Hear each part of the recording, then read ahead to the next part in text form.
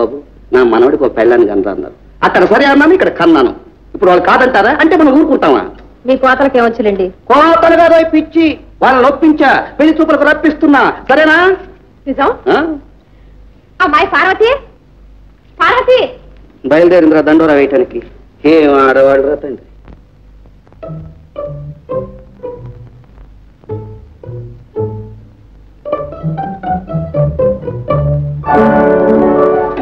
ఏమండో అక్కయ్య గారు, ఇంతసేపు ఉన్నారు?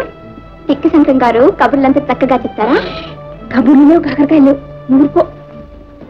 ఆహా, నువ్వు నాకు చెప్పాలి, నేను ఆయన కబు చెప్పాలి. చెప్పు.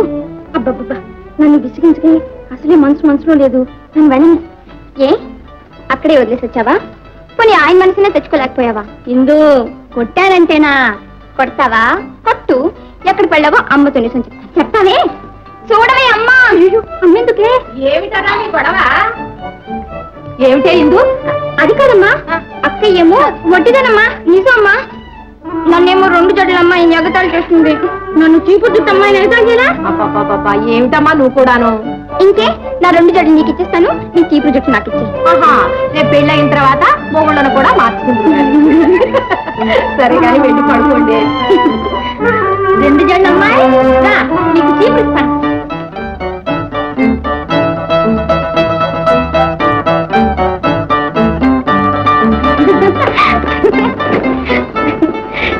ఇందు, మనిద్దరం కలిసి ఇల్లంతా అల్లరి పెట్టేస్తున్నాం కదే.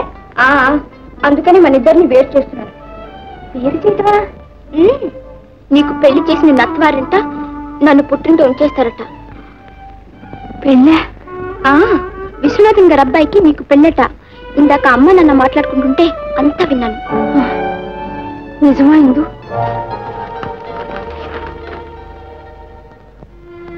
పెళ్లి జీవితానికంతా ప్రధానమైంది. ఇప్పుడు తప్పటడుగు వేస్తే బ్రతికినంతకాలం బాధపడాలి. నిజమే, కానీ పూర్వకాలం మంచి కాదు. ముందు నేను మా ఊరి వెళ్ళి రావాలి. అల్లుడు గారు వచ్చేదాకా అమావాస ఆగదు. కౌసల వాళ్ళు రేపు మాపు పెళ్లి చూపులకు వస్తారట. ఏమైనా మా తాతగారితో చెప్పకుండా నేనే పని చేయలేదు. నాకున్నది ఆయన ఒక్కడి.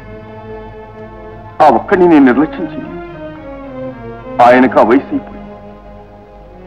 ఈ వయసులో ఆయన మనసు కష్టపెట్ట నాకు ఇష్టం. ఆయనకు వయసు అయిపోయింది. ఉన్న వయసు అంతా మనకు ముందే ఉంది. ఆయన కోసం మన బ్రతుకు పాడు కావాలా? పార్వతి, పార్వతి, నాకు తల్లి చెప్పి చేస్తానంటున్నా అంతే. ఆ జ్ఞానం నాకు లేకపోయింది, క్షమించండి. పారు, పారు, నీవు నన్ను సరిగ్గా అర్థం చేసుకోలేదు. పారు, అర్థమైంది. సాధైన ఏది సాధ్యం కాదు. పారు, పారు,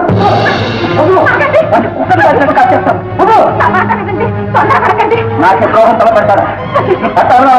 చూపెట్టాను.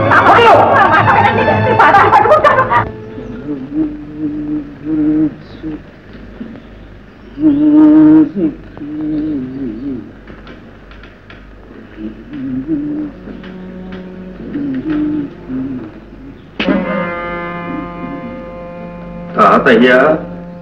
ఎవరు? నేను తాతయ్య. ఎవరు? శంకరా? అవును తాతయ్య. అరే భ్రష్టుడా, ఈ చుట్టేమిటి, ఈ వేషమేమిటి, ముఖాన్ని పొట్టేది, ఈ వెధ ముఖం చూపించడానికి పొద్దున్నే వచ్చావు? అదిగా తాతయ్య, బస్తీలో ఇలా ఉండకపోతే ఏం కుడుతున్నాయి? ఈ వెధ వేషం వేయకపోతే చదువు రానంటున్నాయి. రే, నిన్ను ఏమేమో అనుకున్నాను రా, దగులుబాజీ అయిపోయా. అదిగా తాతయ్య, పట్టాభిరామయ్య గారే ఇలా పెట్టుకోమన్నారు. తాటి చెట్టు ఎందుకు ఎక్కావరంటే దూడ మేత కట్టావా? నువ్వెట్లా ఉంటే ఆయనకేమరా? నువ్వేమైనా ఆయన కూతుర్ని పెండ్లాడబోతున్నావే? అదే తాతయ్య. ఏమిటి? ఏమీ లేదు తాతయ్య, వారి అమ్మాయి నేను. ఏమన్నావురా? పెద్ద తలకాయ నేను ఒక్కడిని ఉన్నాను, నాతో మాట మాత్రమైనా చెప్పకుండా ఇన్ని ఏర్పాట్లు చేస్తాడా పట్టాభిరామయ్య? లేదు తాత, వారికి విషయం తెలియనే తెలియదు. ఓరే అయోగ్యుడా, అన్నం పెట్టిన చోటే కన్యాభరణం తలపెట్టావురా? బుద్ధిగా చదువుకోమని పంపిస్తే ఈ వెధవ బుద్ధులు ఎత్తుకొచ్చావా? చదువు లేకపోగా ఈ సన్నాసి పేరెందుకు గానీ ఇంటికి వచ్చేసాయి. అదిగా తాతయ్య, నేను చెప్పేది కొంచెం విను. ఇదే కదట నువ్వు చెప్పేది, అమ్మాయిని పెళ్లాడక తప్పదంటావు, అంతేగా? అవును తాతయ్య, పెళ్లాడతానని మాటిచ్చాను. ఇక నా మాట ఎందుకురా నీకు?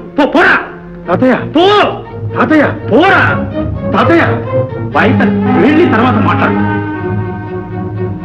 సరే తాతయ్య. నా కర్మ ఎలా ఉంటాడో శంకర, ఇన్నేళ్లుగా నా మాట లేకుండా ఏ పని చేసేవాడివి కావు. ఇప్పుడు నా మాటే కాదంటున్నావే, ఇది నీకు ఏ దయ్యం ప్రేరేపించిందిరా? దయ్యం కాదు తాతయ్య. అనక వెనక కనక మనస్సు నిగ్రహించుకోగలిగితే ఆత్మశక్తి వృద్ధి అవుతుందని నువ్వే చెప్పావు. అలా ఆత్మశక్తి కలవాళ్ళు ఏ పని